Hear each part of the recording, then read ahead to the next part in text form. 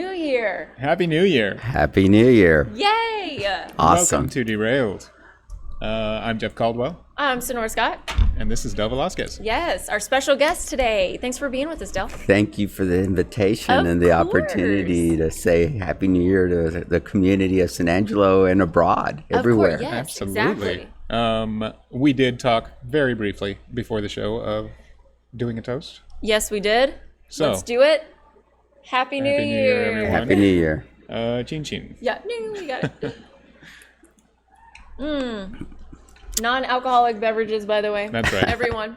I thought I was going to pass out. My favorite, my personal favorite toast Yes. is confusion to the enemy.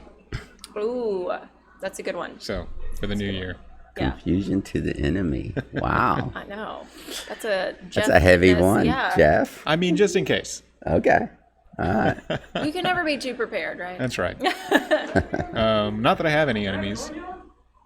We have a guest, another special guest. Nope. Who wants to join us? No? Okay. So we're having a busy day in this We branch are. of the mall today. Yeah. A lot of people coming by, waving at us, Yes. saying hi, which is nice. Saying Happy New Year. Welcome. Super nice, right? It is. A lot of people still don't know that we're located inside of Sunset Mall.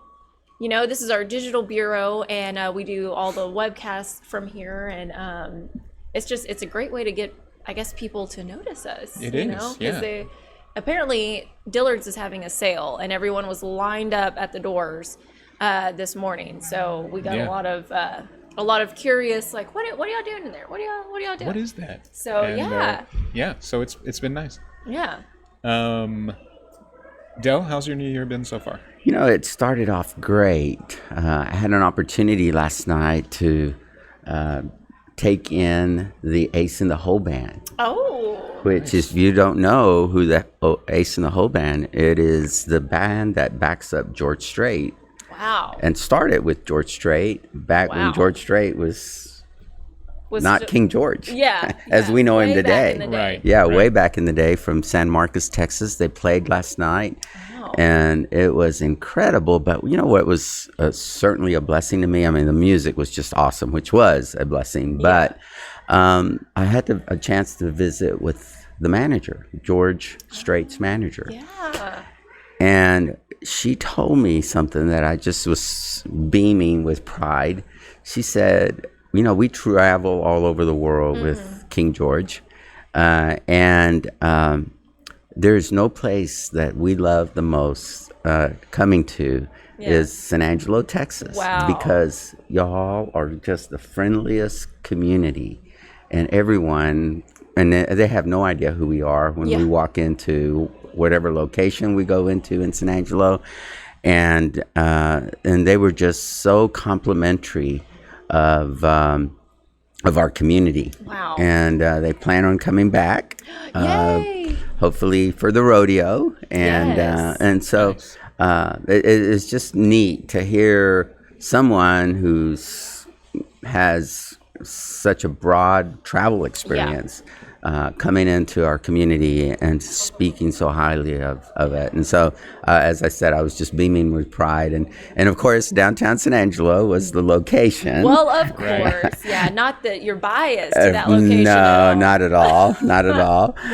But she just has seen the transition that's occurred in downtown San Angelo over the last 10 years or more, actually. Yeah. And just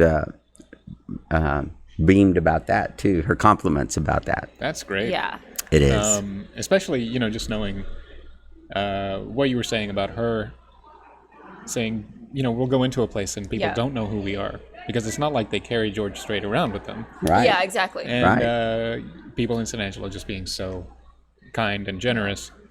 To anyone and everyone. And gracious. So Right. keep it up, San Angelo. Good job. Yeah. That's exactly. Well done. Yeah. So, and you mentioned San Angelo's history. That's one of the things that we're going to talk about today is, you know, it's the 20s, it's 2020. So obviously we are dressed to match the theme. And there you go. And Jeff looking dapper over there.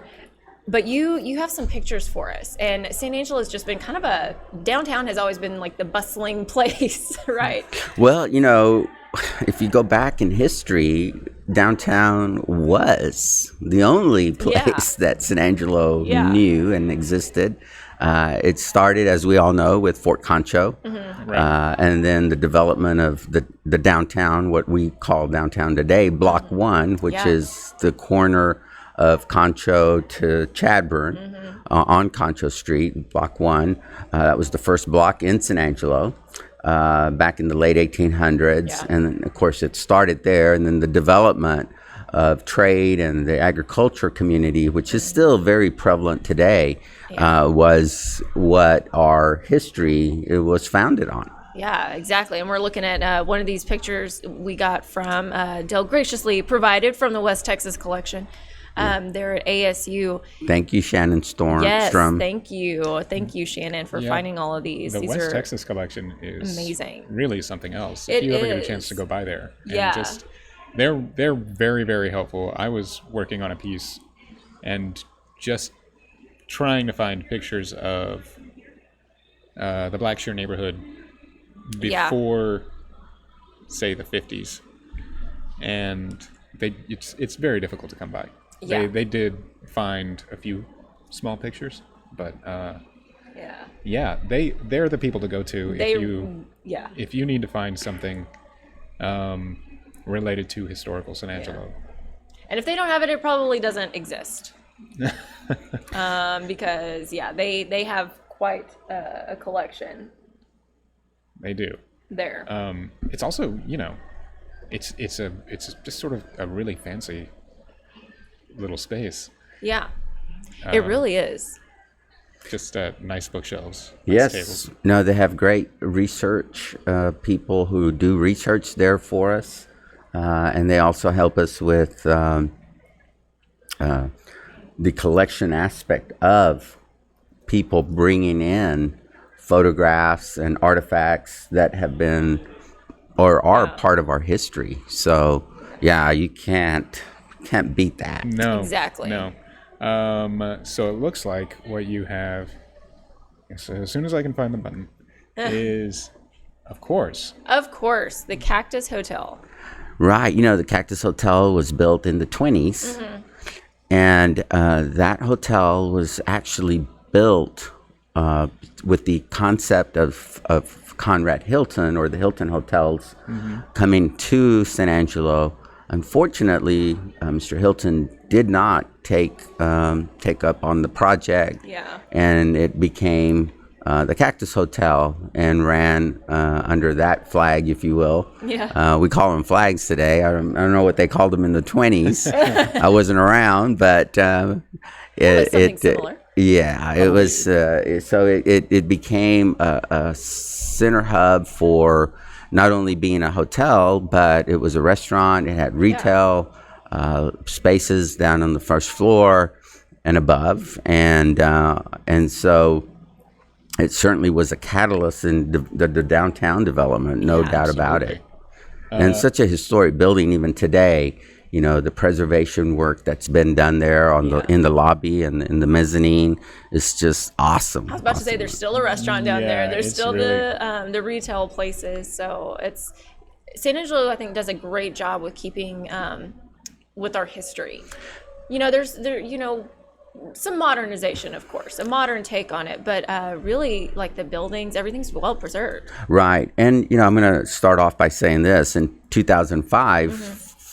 A group of people had that vision of saying, we need to preserve our history. And I have to bow my hat to a gentleman by the name of Ken Gunner. Ken Gunner was a preservationist back in the 70s when there was they were about to demolish a lot of the buildings that are in Block 1. He stepped up and bought them because nobody was in them. They were empty.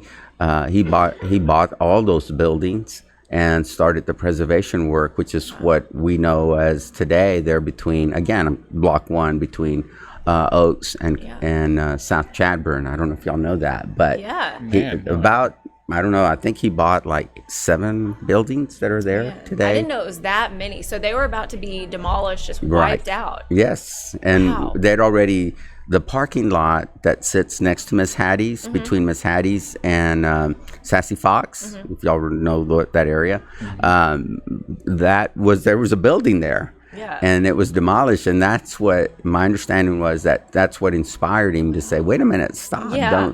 don't destroy our history, and it's such a rich, important part of our community.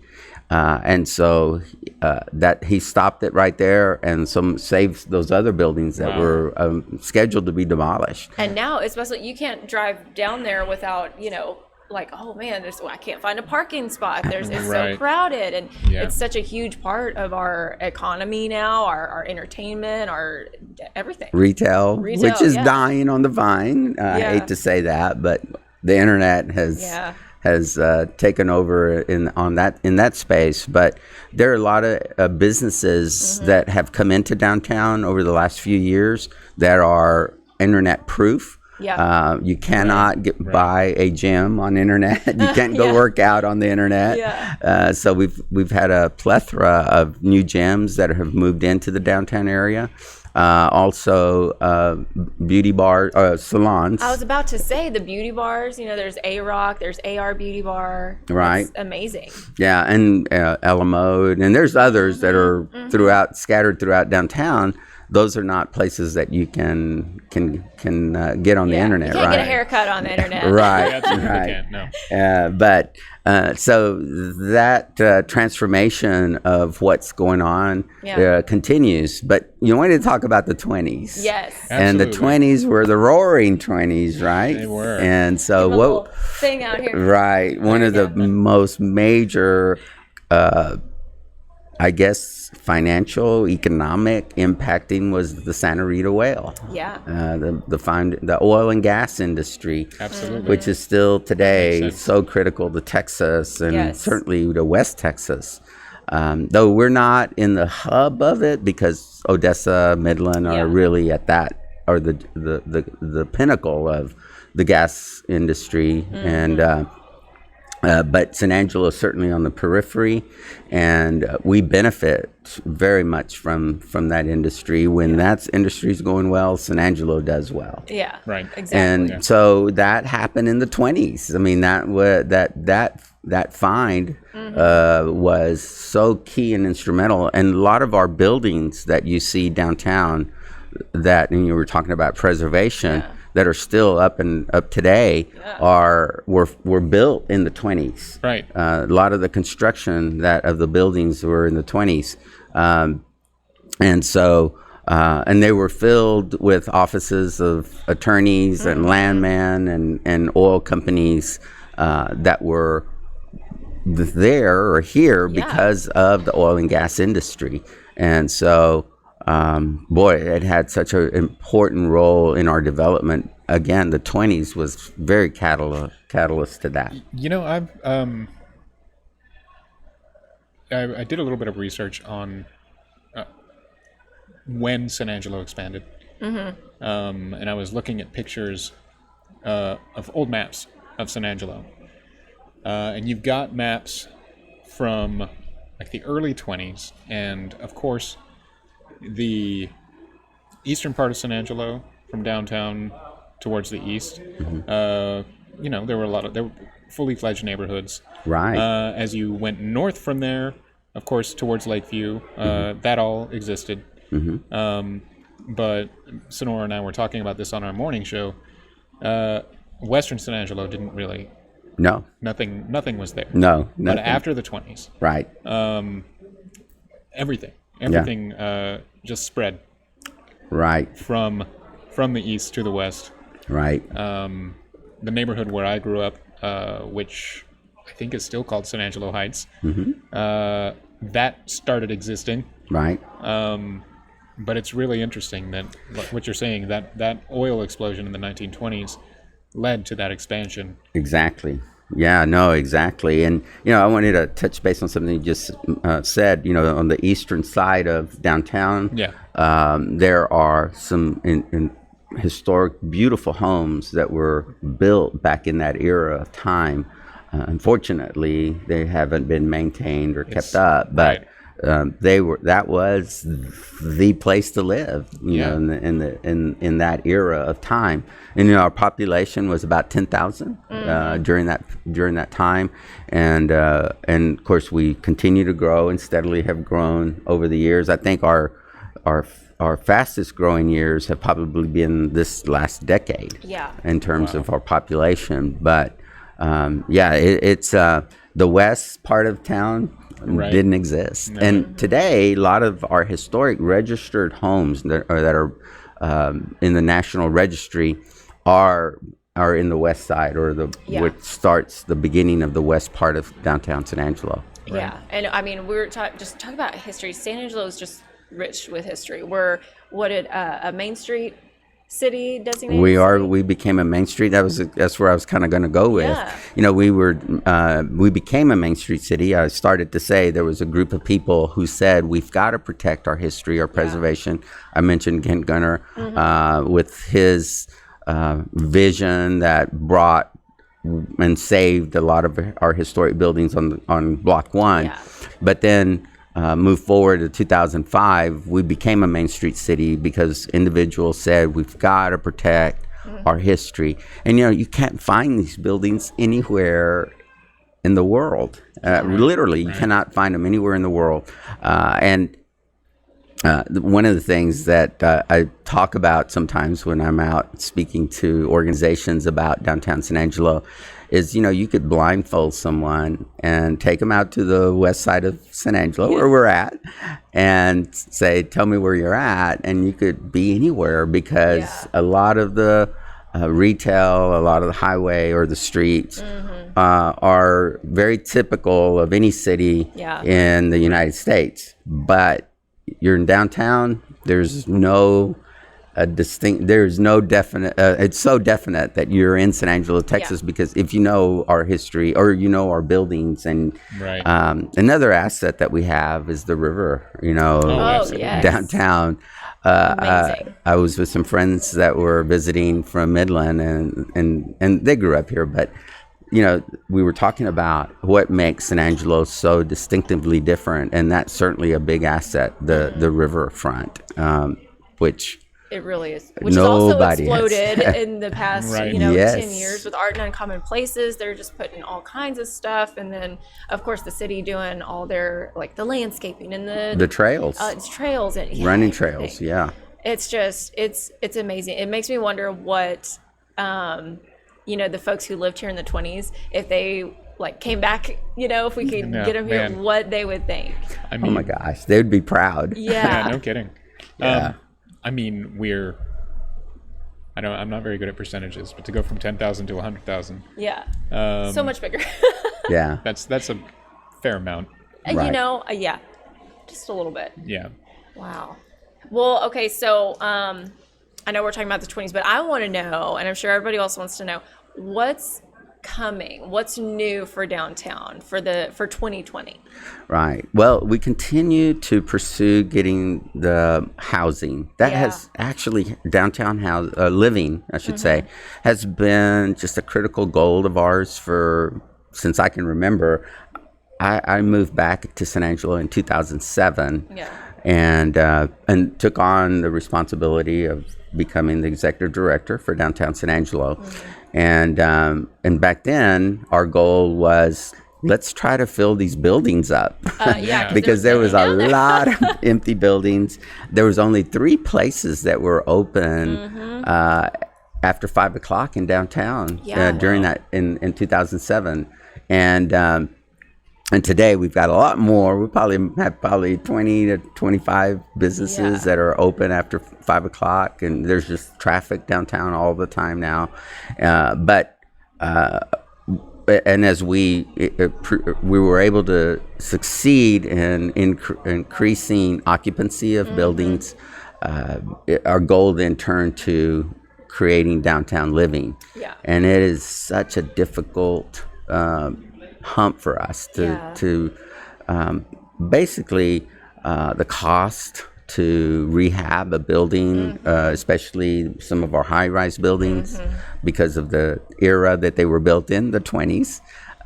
It's enormously expensive, And A lot more regulations now than there were a in the lot in the more 20s. regulations, yes. And so it becomes somewhat prohibited, but it can be done. And I think we're on the verge. I have been working with a gentleman for about 4 or 5 years, and who does this all over the country. And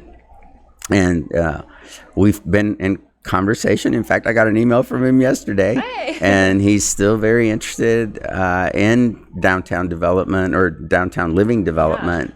And one of the things that he references when we talk about San Angelo, and again, this gentleman does developments all over the country. He talks about the vibe, the cool vibe that we have in absolutely. downtown. Yeah.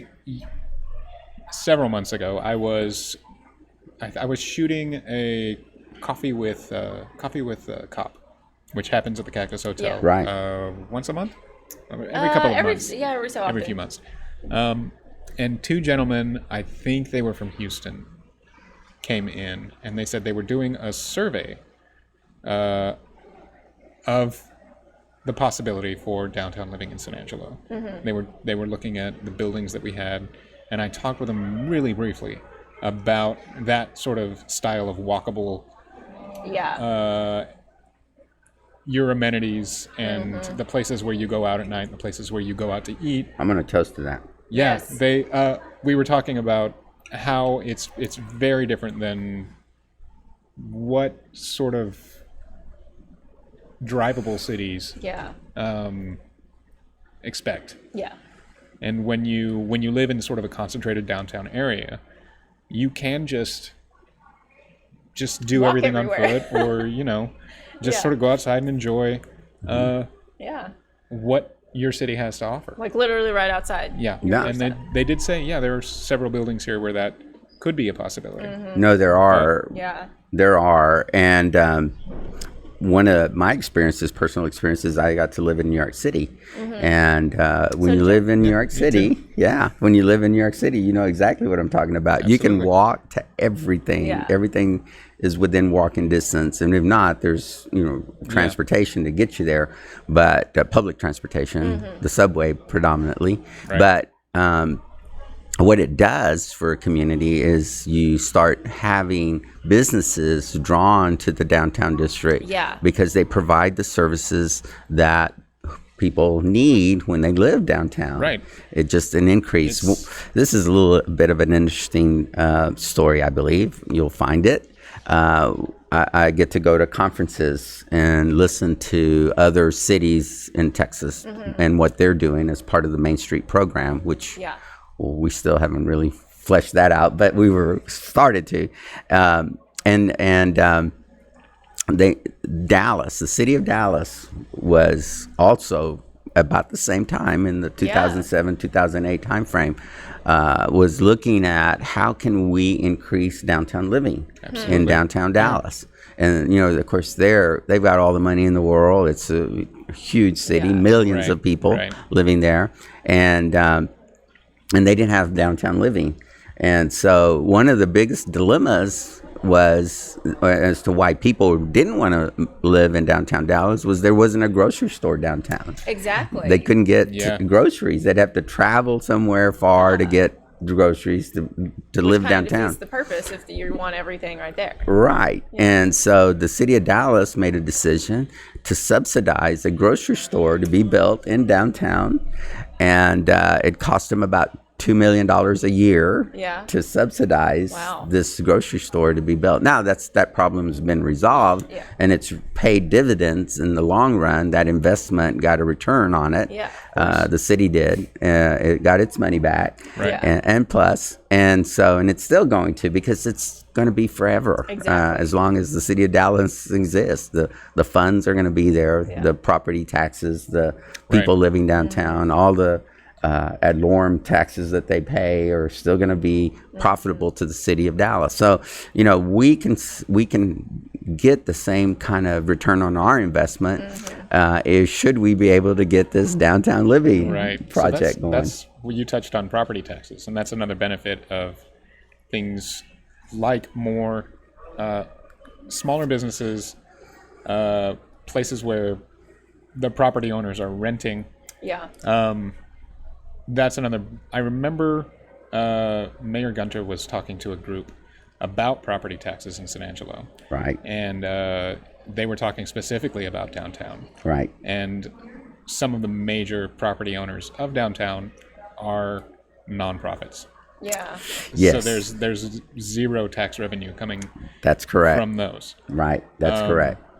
And so, any expansion in downtown is a huge benefit to the rest of the city. Oh, it is tremendous. The cliche, the heart of the city is downtown, Right. is so true. We can't over exaggerate that point. One of the other things that happens, since we're talking a little bit about taxes and all, is when a big box, when a company like Academy or even a chain restaurant like Applebee's or any of those types of restaurants, when they come into a community, obviously they look at the per capita income that we're making, which each of us makes every day or every year. They look at obviously the population size, and most places cut it off at about, or start at 100,000. That's a beginning point for them to consider coming into a community. And the next level, at the next step, is what is the downtown doing? They look at our downtown to see what's going on. One of the things that I was very impressed with when I took this position in 2007, we had a ASU president that had come in at the same time, Dr. Joseph Rollo. And Dr. Rollo called and said, I want to be part of downtown San Angelo because it's important for ASU, even though ASU is not downtown, it's important in relationship to recruiting students to come to San Angelo, to come to Angelo State University. And so he became a part of our group and was very helpful and instrumental in getting us going in the right direction. So there's so many elements I think a lot of people don't think about, and not would they, because they're not in that role. They don't. Exactly. We do this every day. You produce the news. You do these shows. Most people don't think about all the things that y'all have to do to do what we're doing right here and today. Right. And so the same thing with us. We're daily in conversations with people who are looking to develop downtown or bring a business to downtown. Sometimes I pick up the phone and I said, hey, I know you've got a business that I think would be a great fit for downtown. And it may not happen that month or the next month, or maybe even a year or 2 years later. We've had that happen where we identified something that we could have, a business that we thought would be very successful in downtown. And we know the individuals who have those kinds of businesses, and we call them. And then 2 or 3 years later, they show up and they move into the downtown. So it's a really neat gig that I have. I'm so glad that you brought all that up, because we talk about it a lot on this show, with guests from the city and everybody. It's just it's not always an immediate thing. You got to think long term and long term goals, and there's a lot that goes into it, that kind of the back end part of it, and it all plays, the rules, the regulations, the taxes, it all plays a role for the bigger picture. So thank you for offering some insight on that. And while we're talking about that, I just thought of something else that downtown San Angelo did when in 2000, actually it happened before 2000, the back end happened before, but 2007 was the earmark year that we were able to establish the tax increment reinvestment zone. That's a big deal. And that provided incentives for current business owners, or property owners, I should say, to be able to improve the facades of their buildings, or people who had an empty building but needed to bring it up to code. They were able to utilize funds to help them get those buildings up and running. When we started tracking back then how many vacant and underutilized buildings, we were averaging about 90 throughout the years. Today, we just recently did an update. We're at 56. Wow. That's a significant difference. If that doesn't show you some growth, I don't know what. We're out of time, but I wanted to say, talking about downtown, And earlier on our other show, we talked briefly about the Nasworthy improvement. Seeing the plans for the airport, seeing the possibilities for an interstate in the mildly distant future. Right. There are a lot of things that are when you talked about long term, you can see that there are things coalescing. Yes. Beginning to take shape for San Angelo. Yeah. That 20 years ago were barely nobody even even imaginable. thought it would even be possible. Yeah. Exactly. Yeah. So we've got a great few years ahead of us. Yeah. No, we do. It's very promising to be and live in San Angelo, Texas. It is. I'll drink to that. All right. Happy New Year. Yes, Happy New Year, everyone. everybody. We're Woo. out of here. Come back, see who's coming on today. Oh, CV Crossover is coming on at 3. So come check them out. Yeah. And of course, Sonora will be back tomorrow morning for CVHP News. See you guys later.